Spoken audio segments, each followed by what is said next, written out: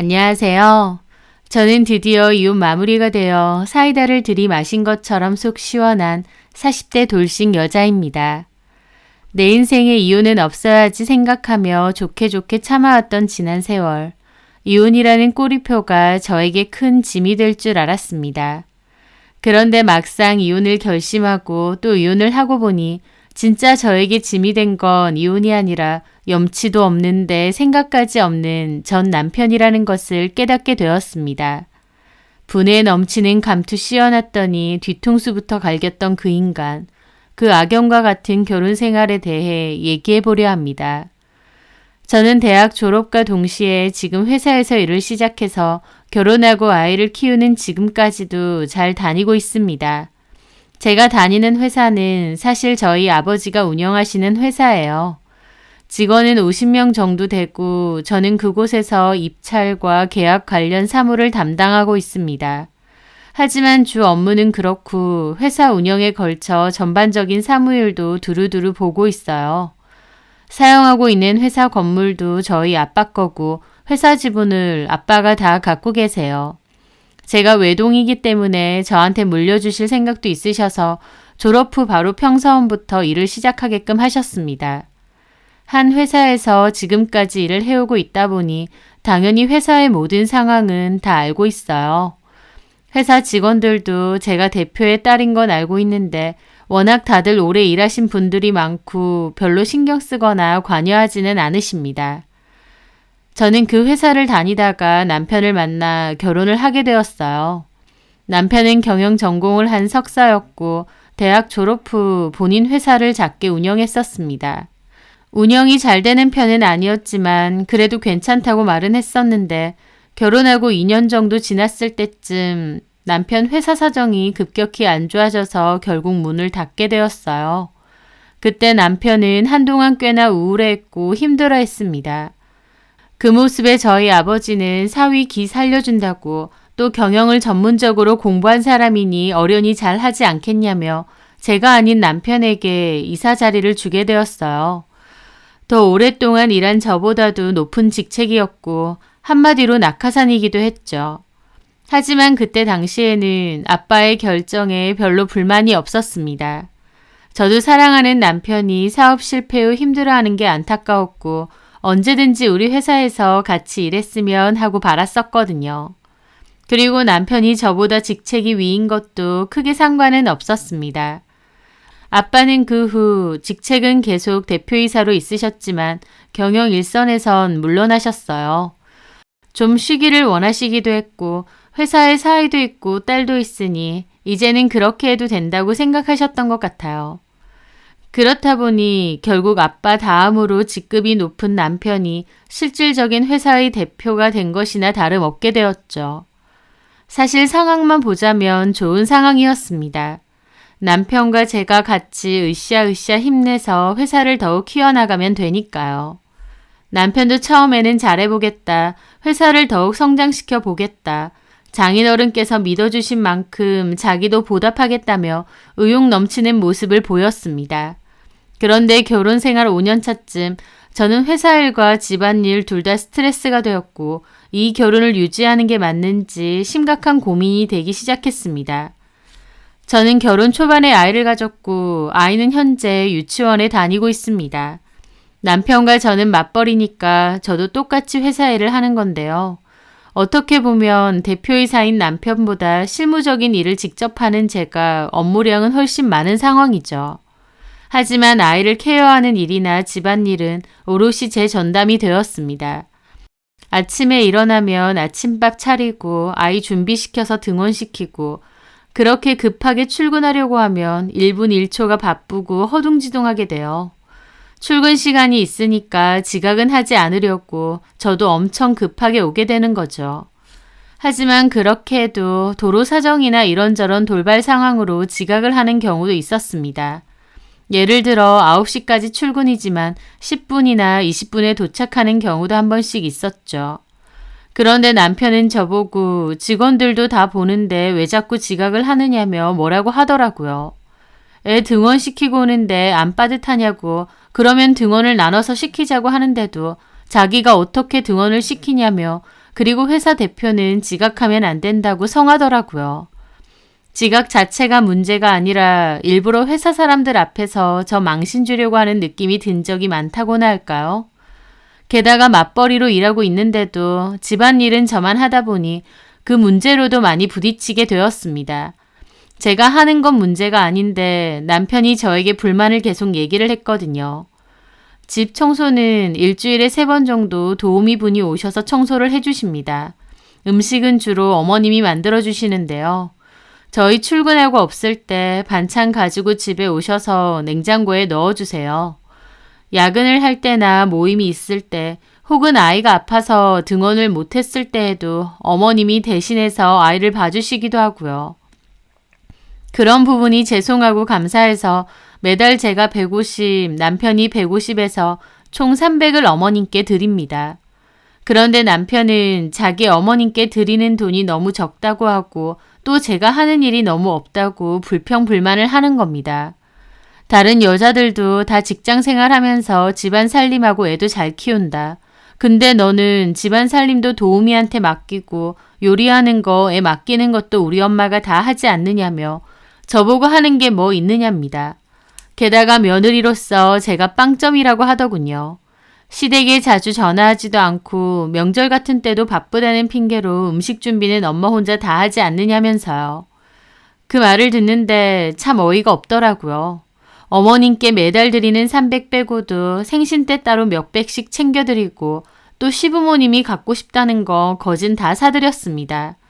게다가 결혼하고 어머님 아버님 해외여행도 보내드렸는데요. 처음에 너무 좋아하시더라고요. 그렇다 보니 다음에 보내드리게 됐는데 그게 반복되다 보니 이제는 매년 당연히 보내드려야 되더라고요.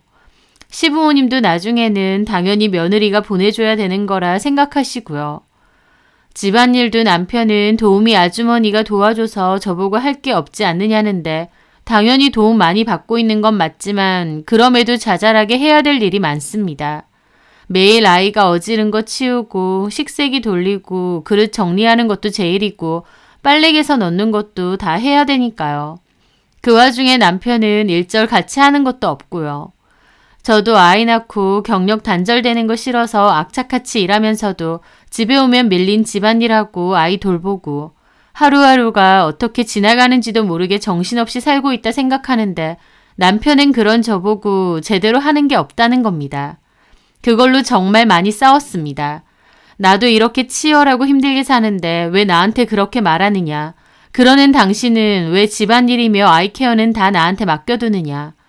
그러면 남편은 자기도 힘들다. 회사 운영하는 게 쉬운 일인 줄 아느냐. 대표 자리가 얼마나 힘든 줄 아느냐. 근데 집에서까지 힘들게 해야 되느냐며 더 펄쩍 뛰고 난리를 칩니다. 저도 싸우는 게 지치고 싫으니까 웬만하면 참고 그냥 넘어가려 하는 게 많았어요. 감정 소모하는 게 더 피곤하니까요. 하지만 남편은 제가 별말 안 하고 넘어가려 하니까 할 말 없어서 그런 줄 알고 더 기세등등 난리를 치더라고요. 처음에는 남자답고 믿음직스러운 모습이 좋아서 이런 남자라면 평생 믿고 살 수 있겠다 싶어 결혼까지 했었습니다. 하지만 살면 살수록 남편의 이기적인 모습도 질리고 하나부터 10까지 성격도 안 맞고 이렇게 계속 사는 게 맞나 스트레스를 받았죠. 그러던 도중 그 일이 있었습니다. 아이가 하원하고 어머님이 잠시 돌봐주셨는데요. 놀이터에 갔다가 아이가 떨어져서 팔을 다친 거였죠.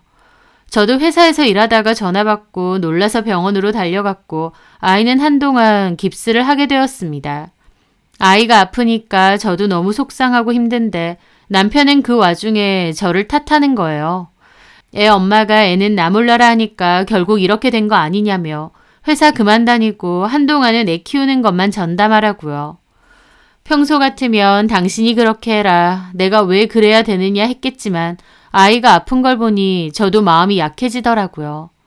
남편이 하도 옆에서 너는 엄마 자격도 없다. 그러고도 네가 엄마냐. 가스라이팅을 퍼부으니까 저도 엄마로서 아이에 대한 죄책감이나 미안한 마음도 가뜩이나 컸거든요. 그 일로 저는 한동안 고민을 하게 되었습니다. 경력 단절되기 싫어서 아이 낳고도 4개월 만에 복귀해서 열심히 일해왔는데 뭘 위해서 이렇게 아등바등 사나 싶기도 하고 아이한테 많이 미안하더라고요. 그래서 고민 끝에 결국 1년간 휴직을 하기로 했습니다. 그 사이에 아이랑 시간도 많이 보내고 제가 전적으로 케어를 해주려고요. 남편도 잘 생각했다며 저더러 집에서 좀 쉴 필요가 있다고 하더군요. 회사는 자기가 알아서 할 테니 올 필요도 없다고 하면서요. 저는 그렇게 집에서 지내게 되었어요. 초반에는 출근을 안 하니까 좀 불안하기도 했지만 이내 아이와 시간도 많이 보내다 보니까 익숙해지고 또 아이를 위해서도 이게 잘하는 것 같다는 생각도 들었습니다. 그런데 반년 정도 흘렀을 때쯤 저는 회사에서 오래 일을 했던 직원에게 한 통의 연락을 받았어요. 그 직원은 남편 따라 다른 지역으로 이사를 가게 되었다며 퇴사를 한다고 하더라고요. 오래 같이 일을 하기도 했고 저랑 나이 차이도 많이 나지 않아서 회사 내에서 친하게 잘 지냈었거든요. 그래서 아쉬운 마음에 따로 밖에서 차 한잔 하기로 했습니다. 그렇게 약속날 카페에 가보니 그 직원이 웃으며 저를 맞이해 주더라고요. 잘 지내고 계세요, 차장님? 집에서 푹 쉬고 있죠 뭐. 그나저나 김 과장 퇴사한다니 너무 아쉬워요. 여지껏 회사에서 일 너무 잘해주셨는데. 여기 경력 살려서 거기 가서도 일자리 잘 찾아봐야죠. 저도 그동안 감사했어요. 저는 그 직원과 이런저런 담소를 잠시 나눴습니다. 그런데 그 직원이 뭔가 따로 할 말이 있는 것 같더라고요. 근데요, 차장님, 내년쯤에 복귀하실 거예요? 그럴 생각이에요. 네. 왜요? 그만두는 마당에 이런 말 할까 말까 했는데요. 솔직히 차장님 안 계시고 회사 분위기도 별로 안 좋아요. 회사 분위기가요? 왜요? 제가 이런 말 해도 기분 나빠하지는 마시고 들으세요. 이사님이 지금 대표나 다름없으시긴 하지만 사실 실질적인 업무에 대해서는 빠삭하진 않으시잖아요. 그렇죠. 그래도 그전엔 차장님이 계셔서 중간에서 처리를 해주시니까 직원들도 괜찮았는데 이제 차장님이 안 계시니까 문제도 많고 직원들 사이에서 불만도 많은 것 같더라고요. 톡 까놓고 대표님이 실무에 대해서 명확히 아시는 것도 아니면서 너무 자기 마음대로만 하려고 하시고. 직원의 말에 저는 속에서 한숨이 나오더라고요. 남편이 알아서 잘할 수 있을까 걱정이 많았는데 아니나 다를까 직원들 사이에선 불만이 나온 지도 꽤 됐다는 것 같았습니다. 거래처 관리에도 문제가 생기고 영업도 잘 안 돼서 매출도 많이 떨어지고 있다고 하고요. 그렇군요. 그리고 차장님. 네, 편하게 얘기하세요. 괜찮아요. 직원이 그 다음 말은 꽤 한참이나 망설이더라고요. 괜찮아요. 편하게 얘기하세요, 과장님. 이건 업무 얘기는 아닌데 차장님 그만두기 몇 달 전에 들어왔던 격리팀의 양한나 씨 기억하세요? 네, 기억하죠. 왜요? 회사에선 좀 암암리에 소문이 돌긴 하는데요. 이사님이 양한나 씨하고 약간 뭐가 있는 것 같아요. 저는 그 말에 마시던 커피를 뿜을 뻔했습니다. 직원의 입에서 난데없는 얘기가 나왔으니까요. 네? 혹시 무슨 낌새 같은 거 없으셨나요? 이사님, 직원들 사이에선 이사님하고 양한나 씨하고 둘이 밖에서 다닌 거 제법 목격된 모양이던데 회사 마치고 이사실에서 같이 있는 거 본 사람도 있고요. 둘이 좀 된 것 같아서 혹시 차장님도 눈치를 채신 건지 아니면 아예 모르시는 건지. 저는 어안이 벙벙하더라고요. 그 직원의 말이 무슨 말인지 머리가 멍해졌습니다. 그리고 곧 그 의미를 깨닫고는 속에서는 참을 수 없는 분노가 올라오더라고요. 그게 진짜예요? 다른 직원들도 알고요? 솔직히 직원들 사이에서는 얘기가 많이 돌았어요. 차장님한테 얘기해드려야 되는 거 아니냐는 사람들도 있고 또 남의 집 가정일이니까 모른 척 하자는 사람도 많고요. 근데 저는 차장님하고 오래 지내기도 했고 또 회사 그만두는 입장이니까 총대 메고 말씀드려야겠더라고요. 너무 충격을 받은 저는 손까지 떨리더라고요. 제가 얼굴이 새파랗게 질리니까 직원이 자기가 괜한 얘기를 했느냐고 저를 걱정해 주었습니다. 저는 아니라고, 과장님이 말 안 해줬으면 나만 모르고 바보같이 속고 있을 뻔했다고 그랬죠. 그렇게 집으로 돌아온 저는 분노로 심장이 벌컥벌컥 뛰고 진정이 되지 않더라고요. 남편이 나 몰래, 그것도 회사 직원하고 바람을 피우고 다니고 직원들 사이에선 그게 공공연한 사실이 되었다니요. 당장이라도 남편을 쫓아가 머리털을 다 뽑아놓고 싶은 심정이었습니다. 하지만 명확한 증거가 있어야겠다는 생각도 들었어요. 당장 달려가 난동을 피우면 남편이 증거도 없애고 대처 방안을 생각할 것 같더라고요. 저는 이럴 때일수록 좀 더 이성적으로 따져보자 싶었습니다.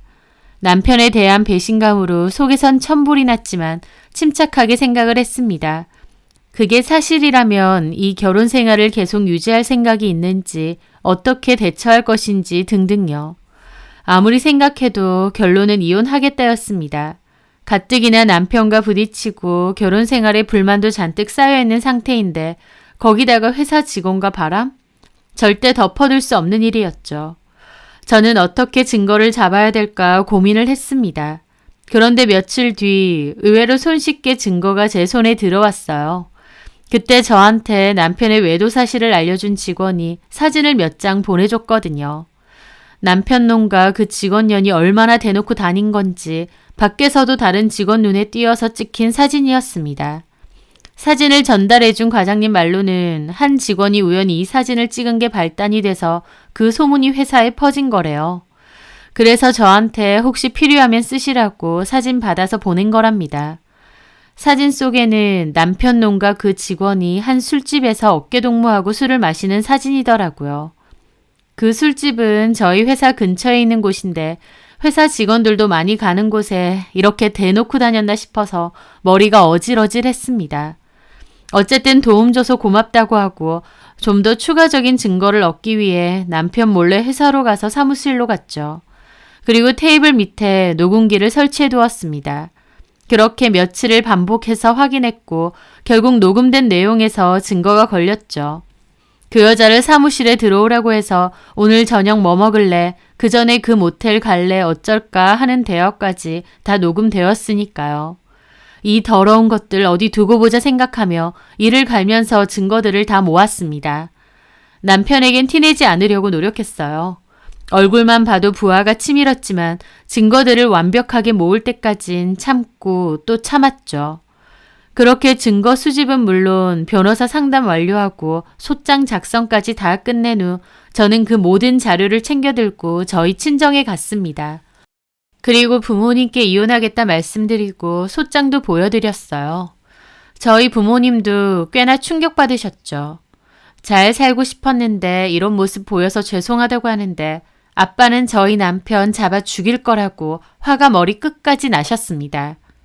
쥐뿔도 없는 거 그래도 사이라고 이삿자리 앉혀줬더니 내 회사에서 바람을 피고 있느냐며 그 두 것들 다 잡아 족치신다고요. 아빠가 일선에서는 물러나셨지만 여전히 대표이사고 회사 지분도 결국 다 아빠 거라서 남편은 바지 사장일 뿐이었거든요.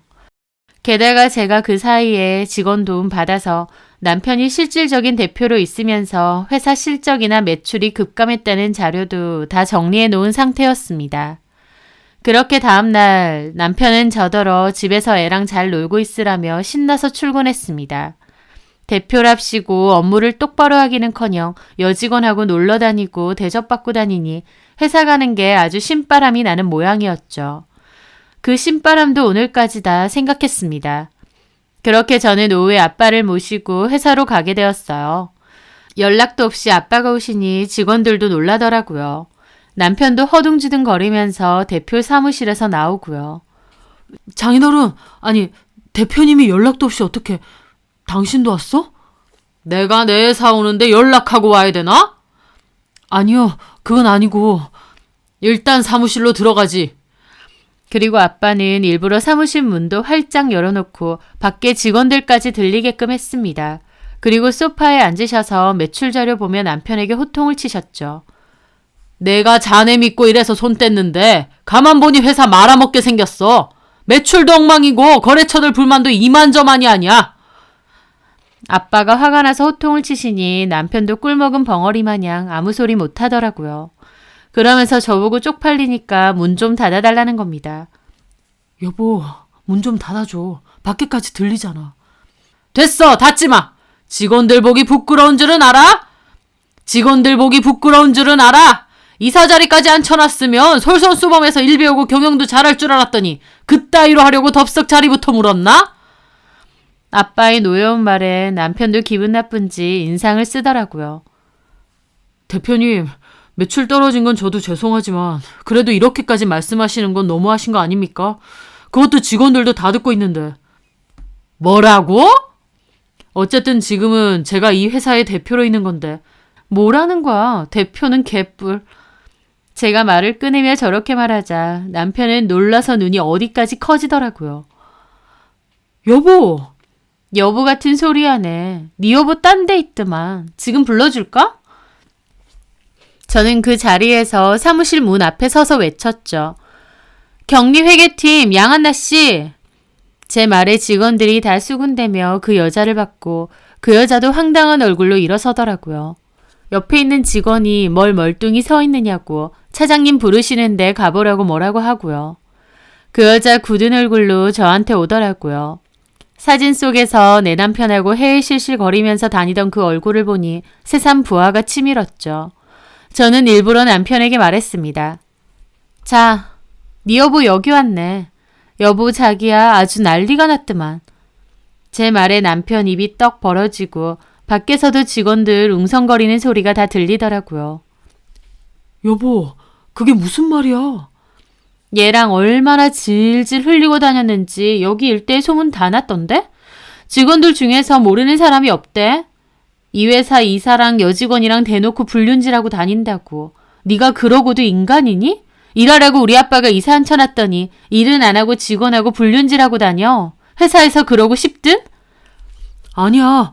무슨 오해가 있는 거야. 내가 무슨 말도 안 되는 소리지. 양한나 씨, 말해보세요. 우리가 무슨 사이라고. 맞아요. 저희 아무 사이도 아니에요. 오해요, 차장님. 저는 그 말에 갖고 왔던 서류에서 사진 빼서 남편 면상에 던졌습니다. 어디서 오해했는데? 모텔에서 오해했어? 이것들이 진짜. 남편 사진 보고 얼굴 새파랗게 질리고 그 여자도 눈알만 굴리면서 어쩔 줄 몰라 하더라고요. 양한나 씨, 그쪽 집으로 상간소장 보냈어요. 부모님이랑 같이 사는 것 같던데 위자료 어떻게 할 건지 부모님하고 의견 잘 나눠보세요. 그리고 이 회사에선 당장 해고니까 네 자리 가서 짐 싸서 꺼지고요. 해고 사유는 말 안 해도 잘 알 테니까. 그리고 동종업계로는 취업할 생각하지 말고 그 정도는 각오하고 저지른 짓이죠? 제 말에 그 여자 거의 울듯이 저 보면서 잘못했다고 그러더라고요. 저는 헛소리 말고 지금 당장 짐 싸들고 꺼지라 했습니다. 그 여자는 계속 제 팔 잡고 잘못했다 하는데 다른 직원이 와서 그만 좀 하고 네 자리 가서 짐이나 싸라고 떼어놓더라고요. 다른 직원들 눈에도 어지간히 밉상이었던 모양이었습니다. 그리고 벙쪄 있는 남편한테도 통보했어요. 이혼할 거고 위자료도 준비하라고요. 그리고 이 회사에서도 저 여자애랑 같이 꺼지라고 해줬죠. 남편은 정신 못 차리고 자기가 왜 나가느냐 발악하는데 감투 좀 씌워줬다고 자기가 진짜 대표인 줄 아나 보더라고요. 아빠가 이 정도에서 좋게 나가라고 해주는 것도 마지막 예의라고 좋은 말 할 때 회사에서 꺼지라고 했습니다. 아빠가 대표고 지분도 다 아빠 건데 지가 뭔데 버티겠나요? 말 그대로 저희 아빠가 임시로 앉혀놓은 바지 사장일 뿐인데요. 그제야 사태 파악이 된 남편은 무릎 꿇고 잘못했다고 빌더라고요. 자기가 눈이 잠깐 뒤집혔다. 저 여자애가 꼬셨다. 잘못했다면서요. 그 여자애는 이사님이 꼬셨다. 자기는 억울하다고 울고 있고요. 남편은 저희 아빠한테 빌다가 이번엔 무릎으로 저한테 기어와서 봐달라고 비는 겁니다. 저는 필요 없다고. 그동안 팔자에도 없는 대표 자리 맡아서 좋았느냐고. 이제 끝났으니까 그만 좀 하라 했습니다. 그 남편은 회사에서 쫓겨났는데 처음에는 정신 못 차렸는지 회사에서 마음대로 쫓아낸 거 소송을 하겠다. 이혼할 거면 재산 분할을 해달라 요구를 하더라고요.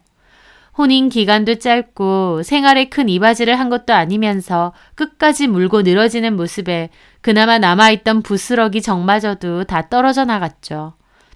근데 자기가 알아봐도 마땅히 법적으로 우길 게 없었는지 또 태도를 바꿔서 잘못했다고 빌었습니다.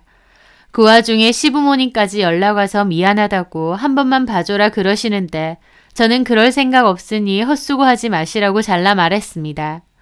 살던 아파트도 어차피 저희 아빠 명의여서 남편 짐 정리해서 본가로 보내버렸습니다. 남편은 또 태도를 바꿔 자기도 그냥은 못 당한다며 어떻게든 대응할 거라고 변호사 사무실 전전했던 모양인데 제가 그랬죠. 네가 뭘 하든 우리도 대응할 거다. 어디 끝까지 가보자고요. 외도 증거도 확실한 데다 내연녀 쪽에서는 모든 사실을 인정하고 잘못했다고 합의해달라고 답변서를 보냈습니다. 저는 둘 다 합의할 생각 없고 시간이 얼마나 걸리든 무조건 재판 결과까지 받는다고 했죠. 법적인 다툼은 변호사가 할 거니까 저는 상관없었습니다. 제가 피고도 아니고요. 또 돈이 얼마가 들어가도 상관없었습니다. 변호사 비용까지 다 남편한테 물릴 작정이었으니까요. 그러는 사이 아빠는 저한테 이사 자리를 넘겨주셨어요. 그리고 실무 업무도 제 자리로 승진한 직원에게 많이 넘겨주셨어요. 하지만 저는 이전처럼 일에만 너무 집중하지 않고 좀 유동적으로 회사 생활을 하기로 했습니다. 일할 땐 열심히 하고 오후에는 아이와 시간을 보내기로요. 사실 아빠는 진작 그렇게 하시길 원했음에도 제가 일 욕심이 있고 하나부터 열까지 다 신경 쓰고 싶은 마음도 컸었거든요. 하지만 이제 아이도 신경을 많이 써야겠다 싶어서 많이 내려놓게 된 것이었죠. 남편은 소송 중에도 저에게 전화해서 잘못했다 한 번만 봐달라고 사정을 했지만 저는 그러고 싶은 마음이 조금도 없었습니다. 결혼하고 보니 세상 그 누구보다도 이기적이고 자기밖에 모르고 분수도 모르면서 욕심만 많고 저한테 함부로 하는 걸 다 봤는데 게다가 하라는 일은 안 하고 여직원하고 바람까지 피고요. 제가 미쳤다고 그런 쓰레기를 받아줄까요?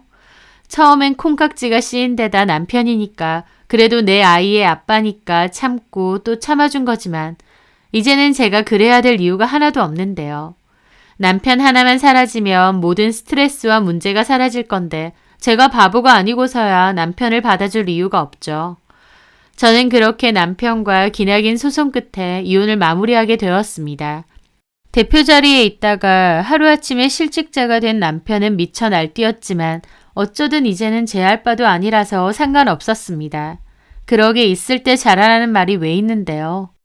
본인의 욕심과 이기심, 욕망 때문에 그렇게 된 거니 누굴 원망할까요? 아빠는 이혼 소송 도중 저에게 사위놈이라고 믿고 이사 자리 준 게 잘못이었다고, 딸인 저한테 더 높은 직급을 줬어야 했다고 후회하시더라고요. 그래서 아니라고, 그 남자가 제정신 박힌 남자였으면 오히려 감사한 마음으로 더 열심히 아빠에게 누가 되지 않게 일하고 가정에도 충실했을 거라고. 근데 그 남자가 애초에 글러먹은 인간이기 때문에 이렇게 된 거라고 말씀드렸죠. 가끔 분에 넘치는 행운이나 감투를 쓰게 되는 사람들이 있죠. 그것에 감사함을 느끼며 그만한 노력을 이어가면 좋은데 본인이 잘나서 다 이룬 것 마냥 거들먹거리고 주변에 함부로 하면 결국 스스로 망하게 되는 것 같습니다. 제 남편처럼요. 우리 아빠가 평생을 걸쳐 피와 땀으로 만들어낸 회사인 만큼 제가 열심히 노력해서 잘 이어가려고 합니다. 제 사연 들어주셔서 감사합니다.